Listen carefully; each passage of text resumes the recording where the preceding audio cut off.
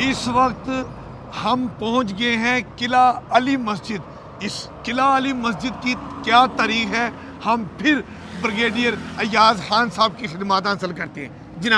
جناب قلعہ علی مسجد ایک بہت عظیم تاریخی قلعہ ہے جو پچھلے 2500 سالوں میں کئی مرتبہ بنا، کئی مرتبہ تباہ ہوا، اور تمام تر مشہور فاتح تھے وہ اس کو فتح کرنے کے بغیر آگے نہیں بڑھ سکتے تھے، لہٰذا اس پہ گھمسان کی لڑائیاں ہوئی ہیں، یہ بنا ہے ٹوٹا ہے، اس کے ذکر میں آپ کو بعد میں کروں گا۔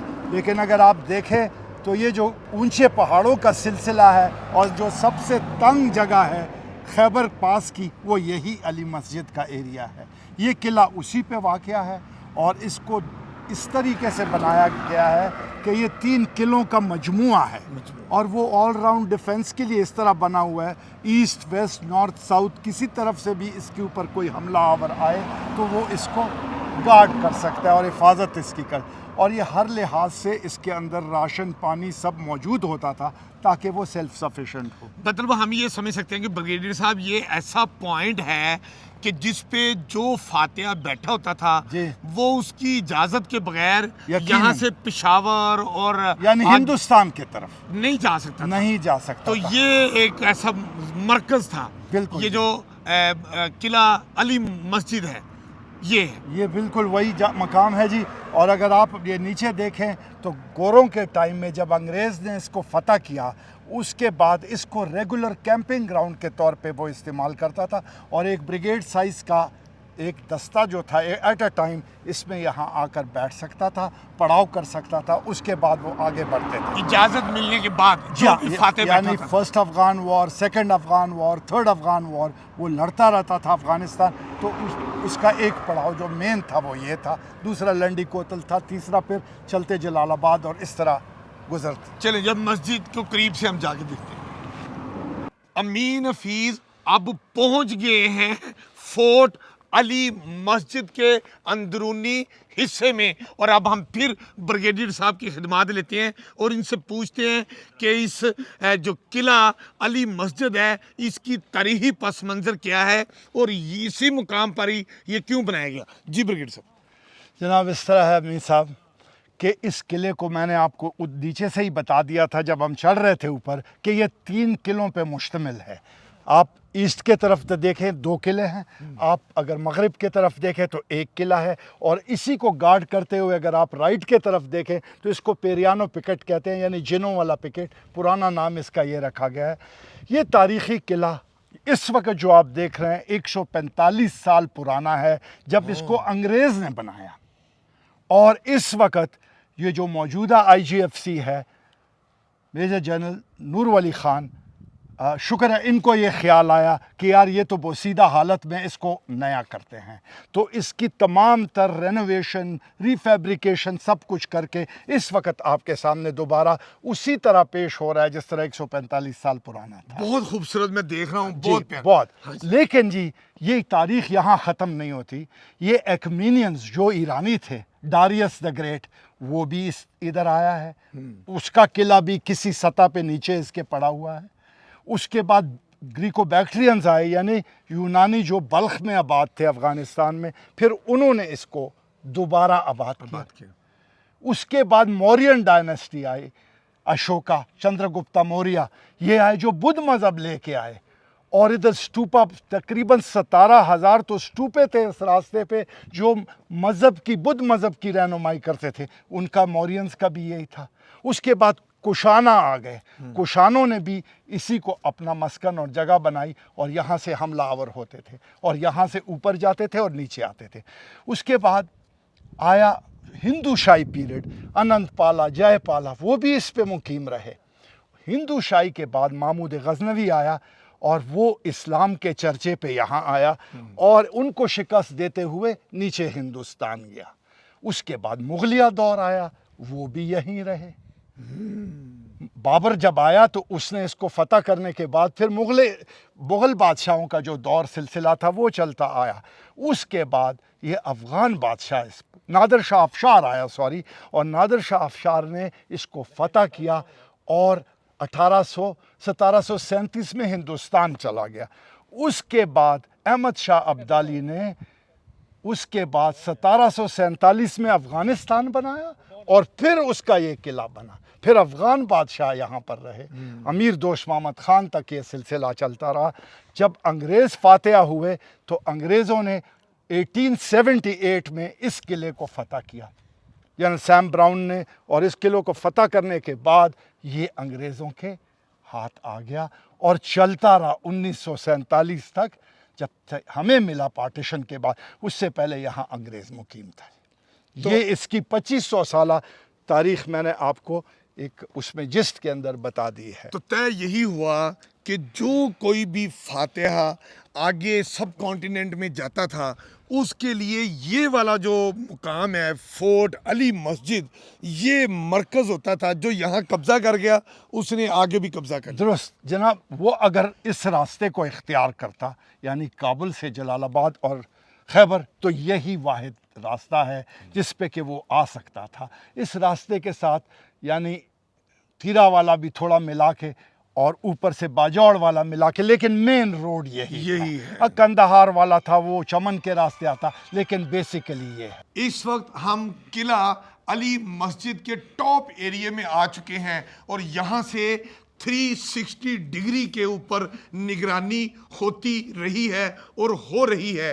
ہم اس وقت پھر بریگیڈیئر صاحب کی خدمات حاصل کرتے ہیں, وہ ہمیں اس مقام کی اہمیت بتائیں. جناب والا اس طرح ہے کہ چونکہ آپ کو میں نے سے پہلے عرض کر چکا ہوں کہ یہ 3 قلعوں پہ مشتمل کمپلیکس ہے جس کو فورٹ علی مسجد کہا جاتا ہے. یہ وہ مغربی فورٹ ہے, اور مغربی فورٹ میں بھی ہم سب سے اوپر والے چھت پہ اس کے آئے ہیں, جس کو اسٹینڈ ٹو پوزیشنز کے لیے استعمال کیا جاتا ہے.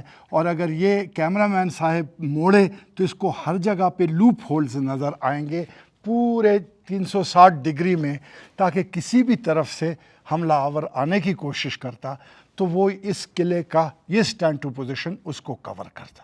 ساتھ ہی ساتھ اس کا اس دوسرے قلعے کے ساتھ بھی ملاپ, اور ساتھ ہی ساتھ جو پکٹ اوپر ہے ان کا آپس میں باہمی ملاپ تھا. تو یہ وہ جگہ ہے, اور ہر لحاظ سے اس کو سیفٹی کے اینگل سے دیکھا گیا ہے, اور ہر اینگل سے اس کے اندر لوپ ہول اور مورچہ بنایا گیا ہے تاکہ کوئی ایسا مقام یا ڈیڈ سپاٹ نہ ہو جس کو کور نہ کیا ہو اور اس سے کوئی خطرہ درپیش ہو سکے. قلعہ علی مسجد کے اب ہم آگے ہیں میوزیم میں. یہ بہت زبردست مقام ہے جہاں پر پکٹوریل ہسٹری اس خطے کی, اسپیشلی اس قلعے کی, اور یہاں پر جو فاتحین یہاں سے ہوئے ہیں ان سب کی یہاں پر تصاویر لگائی گئی ہیں. بریگیڈیئر صاحب آپ ہمیں پھر گائیڈ کریں. جناب اسی سلسلے کی کڑی میں اس فورٹ میں جو ویسٹرن فورٹ ہے علی مسجد کا, اس میں یہ پکٹوریل ہسٹری ہے, وہ آپ آرام سے لیتے جائیں. لیکن جو فاتحہ تھا 1878 میں, جس نے انگریزوں کی لشکر کا جو کمانڈر تھا وہ تھا جنرل سیم براؤن. اس کی تصویر یہاں آپ کے سامنے لگی ہوئی ہے. اور 1878 میں اس نے ایک زبردست حملہ اس قلعے پہ کیا, اور بڑا دونوں طرف سے بڑے لوگ مارے گئے, اور آخر کار افغان جو ہیں ان کو شکست ہوئی, اور امیر دوست محمد خان کی اولاد کو, اور یہ قلعہ انگریزوں نے پکڑ لیا. اور اس قلعے کے پکڑنے کے بعد کیا ہوا کہ افغانستان کا راستہ جو ہے وہ کھل گیا. تو اس میں نہ صرف پولیٹیکل لوگ جو ان کے ہمراہ تھے, جیسے کیوگنری صاحب تھے جو بعد میں افغانستان میں مارے گئے, اسی طرح باقی جو انگریزوں کی جگہ جگہ لڑائیاں اور بیٹلز ہوئے ہیں ان کی تصاویر یہاں پہ موجود ہیں. ساتھ ہی خیبر رائفلز کے پرانے تصویریں, کیونکہ خیبر رائفلز پھر یہاں آ گئی تھی, پیدا ہو گئی تھی خیبر رائفل. انگریز نے ایک ایسی فوج بنائی جو پٹھانوں کے اوپر مشتمل تھی, قبائلیوں کے اوپر. تو اس میں پٹھان قوموں کی یہ ان کے افسران ہیں, اور کچھ انگریزوں کی تصویریں ہیں. یہ خیبر رائفل کا پرانا مثلاً ایک سپاہی دیکھیں, اس کی تصویر ہے. آپ چلتے جائیں تو آپ کو تاریخی طور پر تمام وہ چیزیں, گندمک کی ٹریٹی, ڈیورن لائن کی باتیں, اور ہر وہ چیز جو تاریخ میں پیدا ہوئی ہے افغانستان تک, اور جس کا وابستگی اس قلعے کے ساتھ رہی ہے وہ تمام کے تمام تصویر فارم میں یہاں موجود ہیں. اور یہ دیکھیں اس ونڈو کا بڑا رول ہے, یہ ونڈو کی اہمیت ذرا بتائیں. یہ جناب یہ ونڈو جو ہے یہ لوہے کا بنا ہوا ہے اور بلٹ پروف ہے. اس وقت کے زمانے کے حساب سے جو ہتھیار استعمال ہوتے تھے ان کے لیے یہ بلٹ پروف تھا. اس کو کھولا بھی جا سکتا تھا اور اس کا سنائپنگ ہول سے اس طرح بند کر کے اس کو بھی استعمال کیا جا سکتا تھا, اور کھول کے اس سے نظارہ یا ریکانسنس سب کچھ اس سے دونوں طریقے استعمال کے ہیں اس کے. امین صاحب ایک اور بات, آپ نے تمام تصویروں کا معائنہ کر لیا ہے, لیکن اگر آپ میرے بیک پہ دیکھیں تو ایک طرف برطانیہ کا یونین جیک ہے اور دوسری طرف افغانستان کا قومی پرچم لہرا رہا ہے. یہ اس وجہ سے لہرا رہا ہے کہ قابض اس پہ تھے افغانستان, یہ افغانستان کا حصہ تھا اور یہ افغان کا قلعہ تھا. جب انگریز آیا اور اس نے پشاور لے لیا اور اس کے بعد چڑھائی کی خیبر کے طرف اور ایم اس کا افغانستان تھا, تو لڑنے والا پھر انگریز تھا. تو ایک طرف انگریز کا پرچم یونین جیک اور دوسری طرف افغانستان. اور یہ تمام تصاویر جو ہیں یہ اس سے ملتے جلتے ہیں تاکہ جو بھی ٹورسٹ یہاں آئے اس کو تاخیر سے بخوبی وہ ہو جائے. جی, ہم نے آپ کو بریگیڈیئر ریٹائرڈ ایاز خان صاحب کے ساتھ ساری تفصیلی گفتگو قلعہ علی مسجد کے اور اس کے اسپیشلی اس میوزیم کے بارے میں بھی آپ کو بتائی.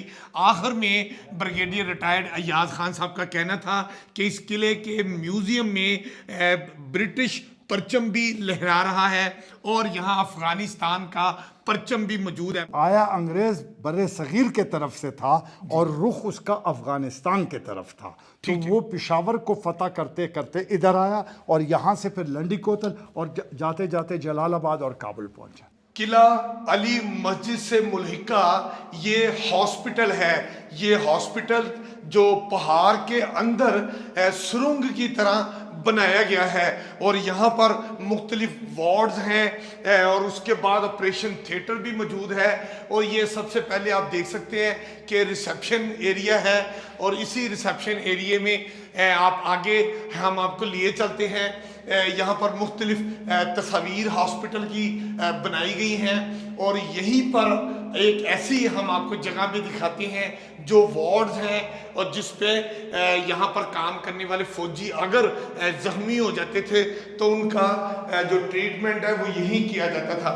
یہ ایسے ہی بیڈ بنا ہوا ہے, اس کے ساتھ ہی آکسیجن سلنڈر ہے. یہاں پر او ٹی بھی ہے, مثلا آپریشن تھیٹر. یہاں پر مطلب یہ ہے کہ یہ ایسا ہاسپٹل ہے جس میں یہاں قلعے پر موجود جو فوجی اور عملہ ہوتا تھا ان کا طبی جو معائنہ ہے وہ کیا جاتا تھا, ان کا علاج ہوتا تھا. بریگیڈیئر صاحب یہ جو قلعہ علی مسجد سے ملحقہ یہ ہاسپٹل بنایا گیا ہے, اس ہاسپٹل کی ضرورت کیوں محسوس ہوئی؟ جناب اس طرح تھا, انگریز کے دور میں دوسرے جنگ عظیم کے دوران جب انگریز ایک طرف برما اور یورپ میں لڑائیاں لڑ رہا تھا, اس کو اپنے کالونیز کا بہت بڑا خطرہ تھا. اور چونکہ ہندوستان اس کی کالونی تھی, اس کو یہ ڈر تھا کہ شاید نازی جرمنی یا روس مل کر اس خطے کے اوپر حملہ کرے اور مجھ سے یہ جگہ لے لے. اور جو عین ممکن روٹ ہے جس پہ وہ آ سکتا ہے وہ خیبر کا روٹ تھا.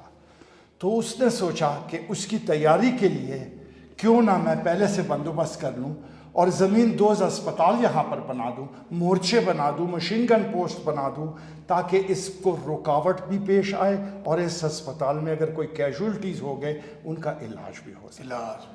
تو اس علاج کے خاطر انہوں نے ہسپتال بھی بنایا, آپریشن تھیٹر بھی بنائے اور تمام وہ سہولتیں مہیا کی جو کہ ایک ایمرجنسی کے اندر ایک فوجی کو مل سکتی ہیں. اور یہ سارا ہاسپٹل پہاڑ کے اندر سرنگ کی طرح بنایا گیا. بالکل, نہ صرف یہ, اس کے علاوہ ایک دوسرا ہسپتال ہے جو برلب سڑک ہے, تیسرا ہسپتال لنڈی کوتل میں ہے, وہ تمام انڈر گراؤنڈ ہے. یہ ایک نہیں, یہ سلسلہ تھا تاکہ اگر افغانستان کے سائڈ سے کوئی دشمن یہاں پر آئے تو میں اس کا مقابلہ